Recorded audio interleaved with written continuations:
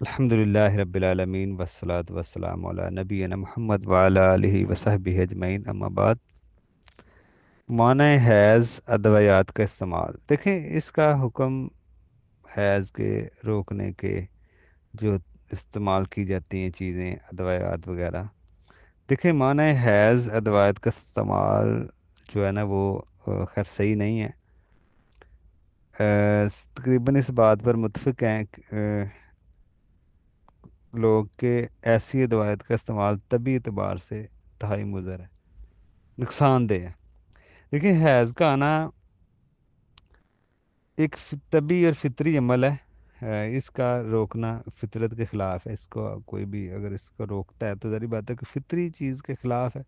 اس کے بے شمار نقصانات ہو سکتے ہیں، جن میں سے چند ایک نقصانات اگر آپ غور کریں، اگر آپ حیض کو روکنے کے لیے ادویات کا استعمال سے روکتے ہیں، ادویات کا استعمال سے حیض، تو ماہواری کا جو آپ کا عمل ہے، ہر مہینے جو عورت کو آ رہے ہوتے ہیں مخصوص دن، اس عمل میں گڑبڑ ہو سکتی ہے، آگے پیچھے ہو سکتے ہیں، اور اس کے نتیجے میں عورت کا ماں بننا بھی مشکل ہو جاتا ہے۔ بعض کا ایسے ہوتا ہے، یہ سارے نقصانات ہیں، کیونکہ حمل ٹھہرنے کے لیے ایام ماہواری میں ترتیب اور اعتدال ضروری ہے۔ حمل ٹھہرنے کے لیے ایام ماہواری میں تو یہ ساری ڈسٹربنگ چیزیں، یہ پرابلم آ سکتی ہے، اور ہمارے ملک کے اگر دیکھا جائے تو 50% خواتین کو اس مشکل کا سامنا ہے۔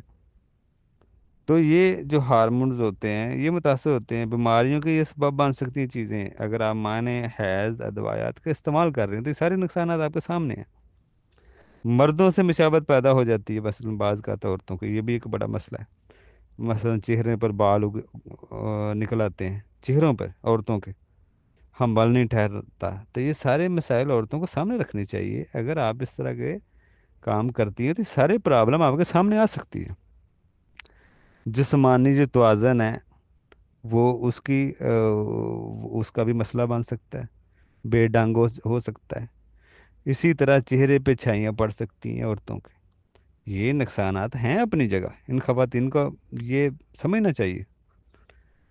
تو اس لیے جو فطرت کو تبدیل کرنے کی کوشش کرتی ہیں عورتیں، اگر کسی نے معنی حیض گولیاں استعمال کر لیں تو ان کی وجہ سے خون اگر رک گیا تو اس حالت میں نماز، روزہ، قرآن مجید کی تلاوت، طواف کعبہ اور اس طرح کے ان تمام اعمال سر انجام دے سکتی ہے اگر وہ رک جاتا ہے، ٹھیک ہے نا، جو حالت حیض میں ممنوع تھے، کیونکہ اب مصنوعی طور پر ہی صحیح وہ حالت طہر میں ہے۔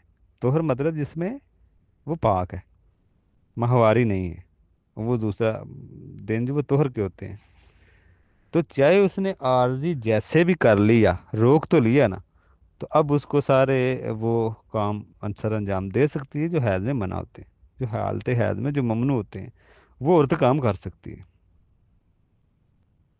اسی طرح عطا بن ابی رباح رحمہ اللہ سے پوچھا گیا کہ معنی حیض دوا کا استعمال کرنے کے بعد کیا عورت طواف کر سکتی ہے؟ تو فرمایا جی ہاں، اگر پاکی دیکھتی ہے تو طواف کر سکتی ہے، البتہ خون کے نشانات دیکھے، سفیدی نہ دیکھے تو طواف نہیں کر سکتی۔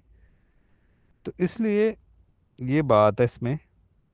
باقی آگے جو ہم دیکھیں گے ماہواری اور طہارت، یعنی کہ ماہواری کا خون کیا ناپاک ہوتا ہے، اس مسئلے پہ ہم آگے انشاءاللہ ہم بات